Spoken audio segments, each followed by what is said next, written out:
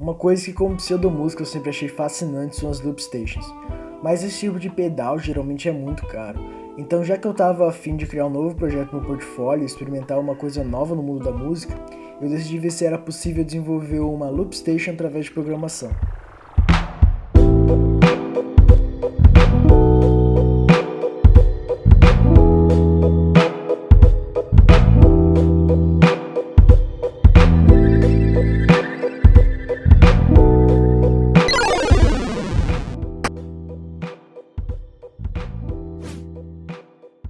Uma loop station é um tipo de pedal usado por músicos para fazer uma gravação e manter ela tocando em looping. Assim, você pode sobrepor uma gravação sobre outra e fazer músicas completas sozinho.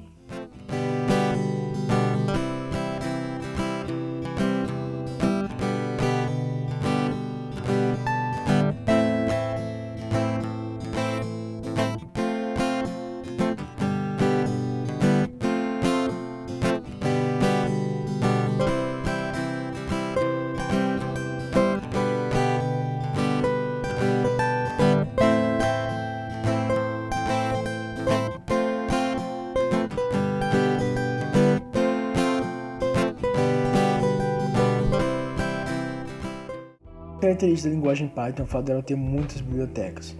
Tem biblioteca até para desenhar emoji. Essa grande quantidade de bibliotecas acaba ajudando muita gente em projetos como esse, pelo fato de a gente estar criando algo novo utilizando coisas que já existem. Além do fato de que com Python você escreve pouco e faz muito. E também é mais fácil de debugar nessa linguagem, já que ela tem uma sintaxe mais simples do que C e Java.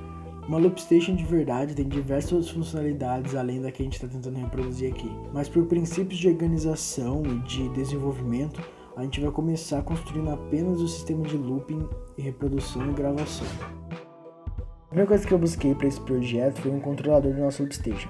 Na loop station de verdade você tem um pedal do qual você aperta quando você quer começar a gravar e parar de gravar. No nosso caso a gente vai estar usando as teclas do teclado. Para isso eu usei a biblioteca Keyboard do próprio Python. Depois de fazer esse sistema de ouvir o teclado, eu fui atrás de uma biblioteca de gravação e reprodução de som. Acabei optando pelo PyAudio, já que é a biblioteca com mais funcionalidades e mais completa que tem para Python para mexer com som. Dando uma pesquisada, eu achei um jeito de gravar um tempo X determinado manualmente com a biblioteca e com um nome também determinado manualmente. Ela grava e salva na mesma pasta que você rodou o script. E para reproduzir esse som gravado, no começo eu usei o PlaySound, que é uma biblioteca bem simples. Você simplesmente coloca play sounds, abre, fecha parênteses e dentro do nome do áudio que você quer tocar. Dá pra gravar, dá pra reproduzir e dá pra ouvir o teclado. Agora é só juntar tudo e tá pronto. Claro que não. Juntando tudo eu percebi alguns probleminhas, como o tempo de gravação. No caso da biblioteca do PyAudio, ele tem que receber um tempo de gravação determinado lá dentro da função. O que não pode acontecer, já que no loop station de verdade, o microfone vai ficar ativo, vai ficar gravando, dependendo do tempo que você deixou o pedal ativo. Ou seja, quando você aperta ele começa a gravar, e quando você aperta de novo ele para de gravar. Para resolver isso eu coloquei um keyboard listener lá dentro da nossa função de gravação. Ele tem um if keyboard expressed espaço. Então, quando espaço for teclado, ele vai automaticamente dar um break dentro da nossa função e parar a gravação. Outro problema era o fato de que quando o play sound estava reproduzindo alguma coisa, vamos dizer que a gente coloca ele dentro de um for para reproduzir ele infinitamente, quando ele vai reproduzir a segunda vez, ele tem 1 segundo de delay entre as reproduções. Isso não pode acontecer de jeito nenhum. Para resolver isso, eu entrei dentro da biblioteca do play sound e dei uma mexida dos números lá dentro. Ou seja, esse 1 segundo de delay está dentro da biblioteca. Eles criaram um sleep lá dentro para fazer com que a reprodução ocorra 1 segundo a mais do que o tempo que o áudio tem. Assim, mudando só um número lá dentro, a gente consegue resolver esse problema. Um dos problemas que eu achei para fazer várias gravações e várias reproduções foi o fato do nome da gravação ser atribuída dentro da função de gravação.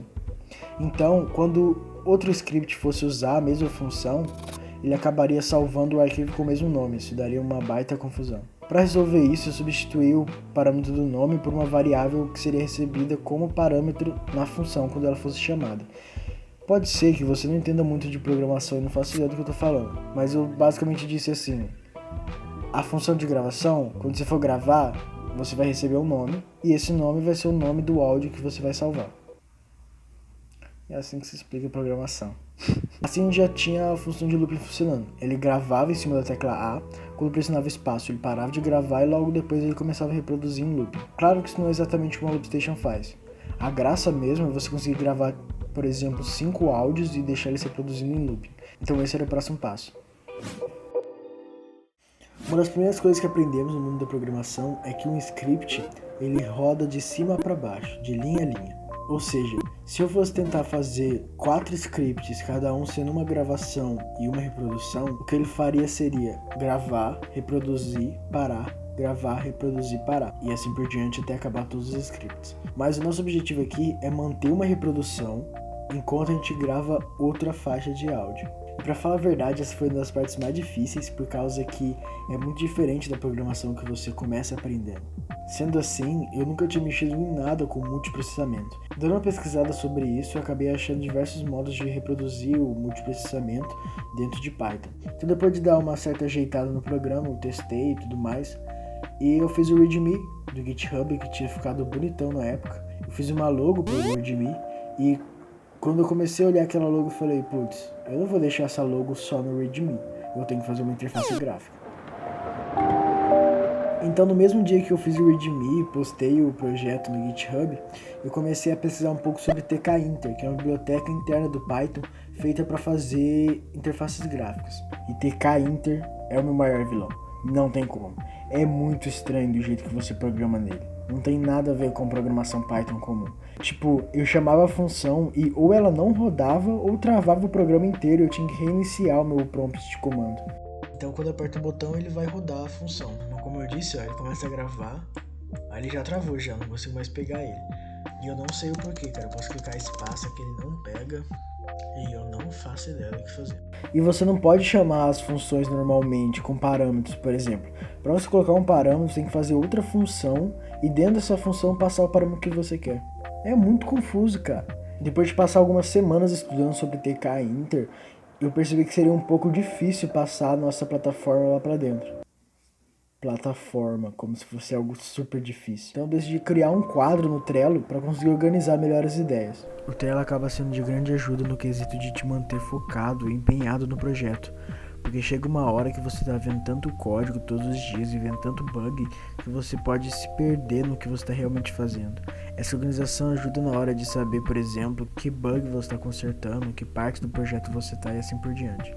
Um dos primeiros problemas que eu tive com o tkinter foi o fato do VS Code não conseguir rodar ele, então eu acabei tendo que fazer tudo através do terminal do Python. O segundo é que, como eu mostrei lá atrás, quando eu rodava minhas funções do programa normal que construí, ele simplesmente travava, então eu ia ter que reconstruir todas as funções e todo o programa em formato de tkinter. Mas se fazendo tudo em formato de tkinter, eu acabei aprendendo muito sobre a linguagem Python, principalmente a parte de orientação a objeto, que eu aprendi basicamente testando e abstraindo a nossa aplicação. Já que esse é um projeto meio diferente, ninguém nunca fez isso com o tkinter antes, então eu acabava muitas vezes ficando travado em alguma parte, alguma funcionalidade, então eu deixava o back-end para fazer depois e ia fazer alguma parte do front-end, adiantar algumas coisas e tudo mais. Foi aí que eu fiz, por exemplo, as teclas em pixel art e as animações dela. E fazendo esse lance de trocar entre um e outro durante o desenvolvimento, eu acabava aprendendo uma coisa no front-end que dava para se aplicar no back-end. Foi no meio disso que eu fiz, por exemplo, o link do GitHub. Antes ele tinha que ter o link ali, era obrigatório ter o link, mas depois eu consegui fazer um jeito que só ficava o símbolo e ele te autodirecionava para o GitHub do projeto. Depois de um bom tempo tentando aplicar aquele sistema de ouvir o teclado, de fazer espaço para a gravação, fazer a própria gravação e tudo mais, em formato de tkinter, eu me deparei com o mesmo problema de antes, o maldito do delay de 1 segundo. Antes, quando eu usava PlaySound, era só eu entrar na biblioteca e mudar alguns números, porém agora eu estava usando a biblioteca Pygames. Eu não achava em lugar nenhum onde eu podia mudar um arquivo ou outro e acabar melhorando e arrumando isso. Eu cheguei até a fazer vários testes com outras bibliotecas, mas nenhuma delas funcionava com tkinter, sempre travava tudo ou nem sequer arrumava. Para resolver isso, eu criei um delay interno na nossa função, que estaria reproduzindo o áudio enquanto o Pygames está tendo um delay, fazendo o áudio tocar exatamente quando o nosso áudio acaba e não 1 segundo depois, como é o caso do Pygames. Então depois de resolver esse delay, eu pensei que tinha acabado já, que era só testar e pronto. Mas quando eu fui testar, aconteceu isso aí. O problema que eu tava tendo era o seguinte: eu gravava o som A, e quando eu gravava o som S, o som A aparecia no fundo. Vamos testar aqui rapidinho, só pra eu mostrar pra vocês como é que tá sendo. Vou falar as letras do programa. A, S, D, D, S, F, D, S, Ninguém! Quando isso aconteceu, eu fiquei muito frustrado. Fiquei até um tempo sem mexer no projeto, sem olhar para o código, pensando o que eu ia fazer para conseguir consertar isso. No fim, eu dei uma estudada no PyAudio e descobri que tinha um parâmetro lá dentro que você pode decidir, escolher qual device, qual dispositivo você vai usar para gravação e qual você vai usar para reprodução. E alterando entre esse device, eu achei uma combinação que fazia o programa funcionar normalmente. Esse foi o meu primeiro projeto pessoal, porém foi o projeto que eu realmente senti que era meu, sabe? Senti que era algo de verdade. Mesmo não tendo terminado muito funcional no final, foi uma experiência que me trouxe muitos conhecimentos, principalmente sobre o poder do Python e que ele ainda não tem um sistema de interface muito bom. Enfim, ainda tem muita coisa para fazer nesse projeto, como um metrônomo, um sistema de play e pause, um sistema de controle de volume para cada pedal e assim por diante. Assim como o projeto About Me, que eu volto de vez em quando para melhorar uma coisa ou outra, esse aqui vai ser a mesma coisa. Às vezes eu vou abrir e implementar algo novo. Porque uma coisa que eu aprendi com programação é que sempre dá para melhorar.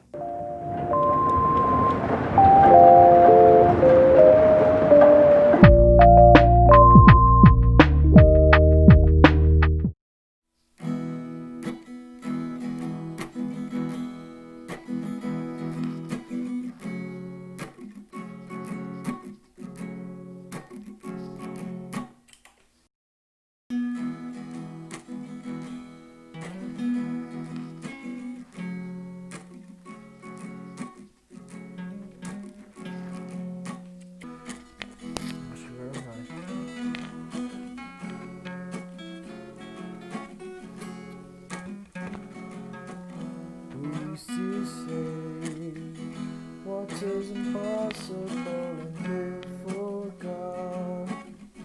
This work is spinning in with each new day. I can feel